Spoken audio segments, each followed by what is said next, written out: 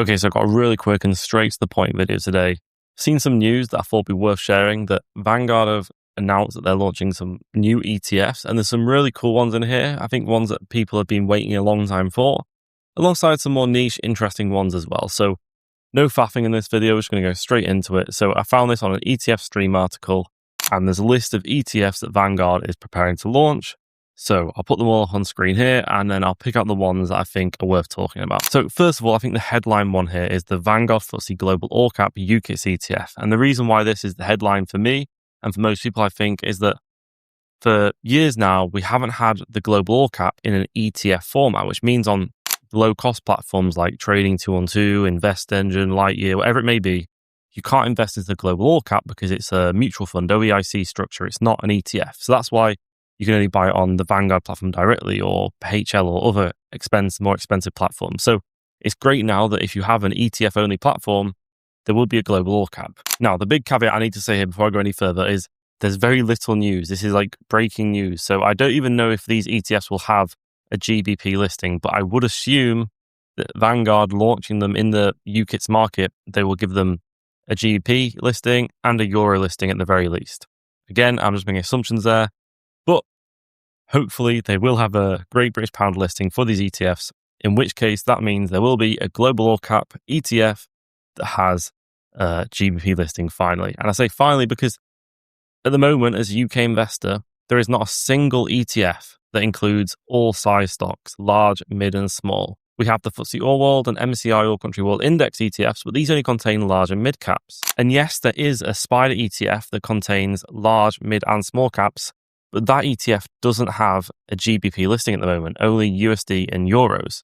So there really is at the moment no GBP listed ETFs that contain all size companies. So when this Global All-Cap launches, assuming it will have a GBP listing, there'll finally be that option. Now, of course, the other thing we don't know here is fees. If this ETF has significantly higher fees than the FTSE All-World, then it might be difficult for Vanguard to encourage people to invest into attract AUM. It's going to have a higher fee than the FTSE All-World. I don't see how they can have the same or lower fee for an ETF that contains all size companies to an ETF that only contains large and mid cap. So I think we can assume it's going to have a higher fee. The FTSE All-World at the moment is 0.19%, so maybe this will be 0.22 like the old FTSE All-World fee. We'll have to wait and see. The next most interesting one here, I think, is the Vanguard FTSE All-World ex-US UCITS ETF. So FTSE All-World ex-US. The reason I think that's interesting is because at the moment, there is not another ETF like this. There's MSCI World ex-US ETFs, but MSCI World is a developed markets index, whereas this specifically says FTSE All-World ex-US. So the FTSE All-World is a developed and emerging markets index. So this ETF will be a new option for those who want global exposure, including emerging markets, but ex-US. And then they can combine that with, say, an S&P 500 ETF, or to tinker and have their own US allocation. Whether that's a good thing or not, I don't know, but that will be an option now.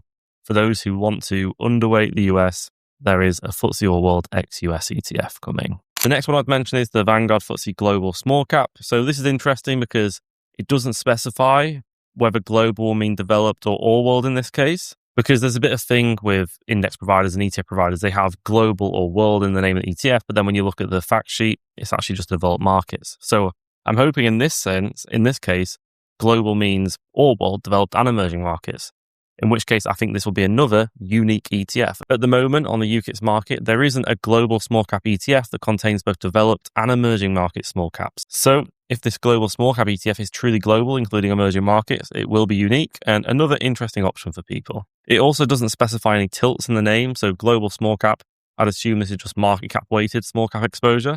And that leads us nicely on to the next set of ETFs we can see here. They're including some Factor ETFs. So they're launching a US Russell 1000 US Growth ETF and Russell 1000 US Value ETF. So this is Vanguard finally launching some Factor ETFs. I think historically they did have some, but they terminated them. They're bringing some back. So we'll have to see if these attract much assets under management. I don't think these are the most exciting ones here, because I do think we do have plenty of factor investing options now in the UCITS market. But we'll have to see what the fees of these are like and how they stack up, because they could turn out to be really competitive on the fee front. Because the one thing with factor ETFs is that factor ETFs always tend to have higher fees. So if Vanguard launch these factor ETFs and they have lower fees, I would absolutely love it if Vanguard start a fee war in the Factor ETF niche of the market, because it'd be great to see the fees on Factor ETFs go down. Now, I believe the Russell 1000 is the top 1000 companies in the Russell 3000 index. So it will be a large cap index, a large and mid cap index. So it's not small cap value. It's not small cap growth. I believe it's large cap growth, large cap value. So that's another thing to consider. So maybe, for example, the Russell 1000 US value, for example, maybe that would be best compared to an MSCI USA value ETF. Again, I'll have to take a closer look when it comes out, but I wouldn't compare it to a small cap value ETF. I think it's best compared to a large cap value ETF. There's a few more on this list, but I think they're the most interesting ones, so I'll leave it at that. The last thing I wanted to mention in this video is that more choice of ETFs is both a good thing and a bad thing. It's a good thing in that more choice drives competition. It gives people more niche choices for their specific strategies, specific tilts that they want. But it's also bad because it creates more noise. It encourages investors to tinker and making changes that may not offer any benefit or very small benefits. So it's always worth considering with new ETFs. Do they have a place in your portfolio? Are you starting a new portfolio then, in which case it can make more sense to consider them? But if you already have a portfolio that you're happy with, you don't necessarily need to change it because something new comes out, unless that something new is definitely going to have a positive impact on your portfolio and there's no negatives associated with switching. You always got to consider bid offer spread, whether this new ETF is actually going to have any benefit for you. And me personally, at the moment, I don't have any plans to invest into these ETFs, but I haven't seen the fees. I haven't seen more details. So, of course, things could change, but I'm happy with my current portfolio. I just wanted to share this news because I do think, specifically on the global all-cap front, this will be very exciting for those people who want the simple, market cap weighted, all-size companies, completely passive, tracking the global market, switching off. They now have that in an ETF format, which we previously didn't have. As always, let me know your thoughts in the comments below.